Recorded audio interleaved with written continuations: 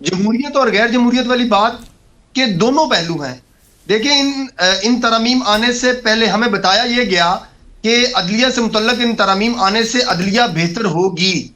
लेकिन जैसे मेरे बड़े भाई कामरान मुर्तजा साहब ने फरमाया कि अब हमने जब उसका तजर्बा किया तो वो तजर्बा इतना भयानक है।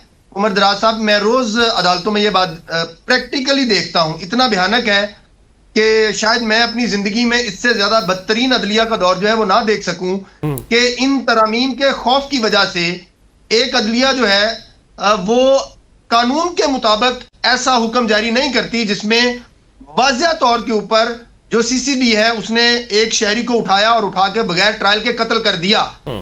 हाई कोर्ट ने सिर्फ इतना हुक्म जारी करना है कि आप इस मामले की कस्टोडियल डेथ एक्ट जो 2022 है उसके मुताबिक इंक्वायरी करें। इस इंक्वायरी का ऑर्डर करने का भी जज साहबान जो है वो हुक्म पास नहीं कर रहे। ये एक बिल्कुल मामूली सा काम है। ये जस्टिस ऑफ पीस यूं भाग कर देता है। हम तीनों वकील बैठे हैं, हम सब जानते हैं कि इस तरह की कोई दरखास्त है जस्टिस ऑफ पीस को देना कि मेरा मुकदमा दर्ज नहीं किया जा रहा, तो वो दूसरी तीसरी पेशी पे मुकदमा दर्ज कर देता है।